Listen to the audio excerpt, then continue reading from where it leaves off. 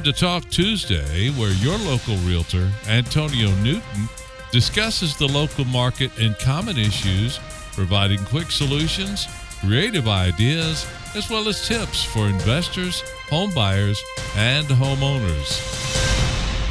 Hi, my name is Antonio Newton from the Newton Group with Coldwell Banker, and I'd like to welcome you all to Time to Talk Tuesday.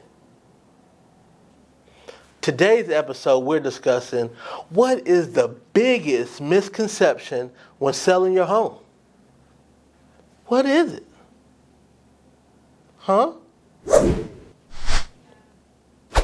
Stay tuned and we'll cover that. So before we jump into the biggest misconceptions and myths in selling your home, I'd like to invite you, if you have any questions, concerns, or comments about real estate and topics that you would like to covered in Time to Talk Tuesday, please reach out to me. My phone number's here. You can reach me at my email as well, and I will devote an episode just to answer your questions or discover your concerns, topics. Make sure you check out all of our videos on my YouTube channel at Antonio Newton Realtor. So let's jump into it. What is the biggest misconception or myth when selling your home? Well, there are several, and we're just going to cover a few today as time permits. But one of the biggest ones that we see is the selling price is set by the seller. That is incorrect. The selling price is set by the agent. And that's false as well. The selling price is actually set by the market. And by the market, we're talking about the pool of buyers. And we're talking about buyers that meet three very special, specific criteria. They need to be ready, which means they're looking to purchase a property now. They're not looking in 6 months or a year. They're looking now, so they need to be a ready buyer.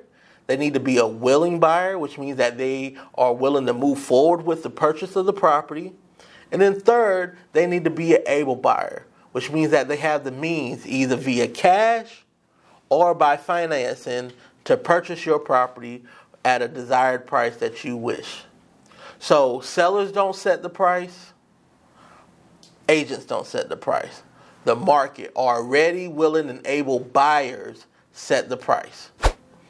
So another common myth that we see is that overpricing a home is a good strategy. That is not correct. Overpricing a home is not a good strategy, and there's several reasons. Some people say it's like wine. Well, we can overprice it, and the longer it sits there, we don't have to sell, and it'll get better. And if somebody wants to buy it, they will.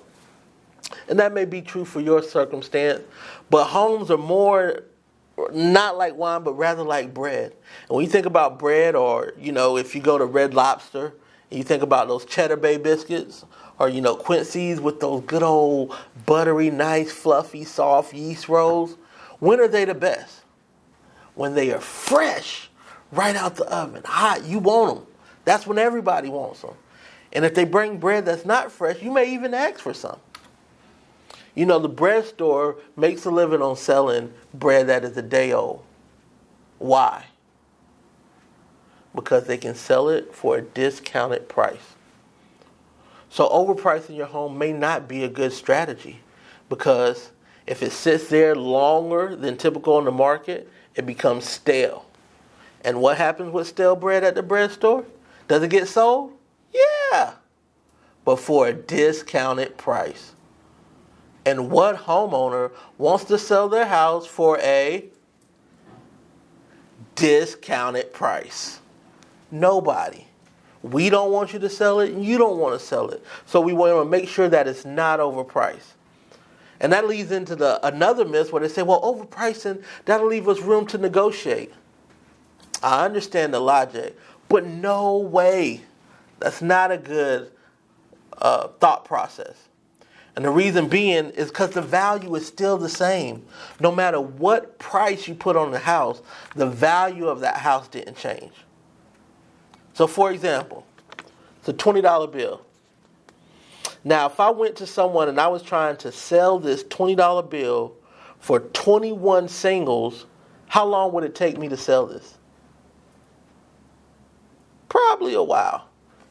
I may never sell it. But I talk a lot. I could probably get someone's probably tired of all having all these $1 bills. So I may be able to get somebody to give me 21 singles for a $20 bill. However, on the contrary, what if I had this $20 bill and I was trying to get 19 singles from somebody? Could I do that?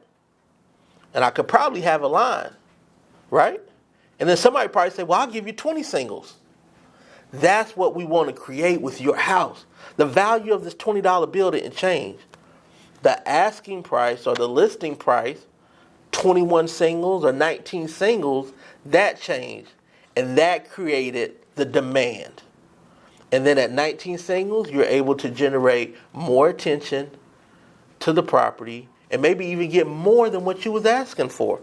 But the value is still the same.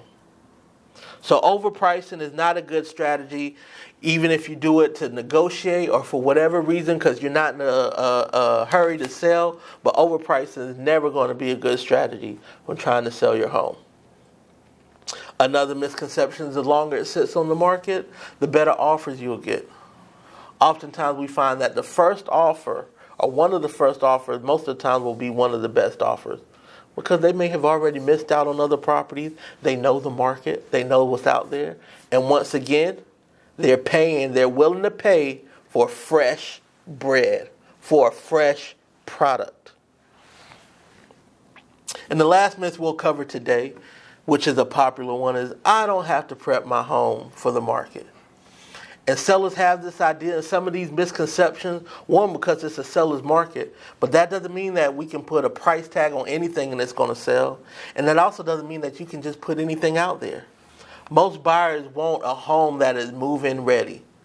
There are some investors and there's some buyers who are looking for fixer-uppers and do-it-yourself, but oftentimes they want those properties at a discounted price. Do you want to sell your home at a discounted price? I don't think you do. And I don't want you to either. Not if you don't have to.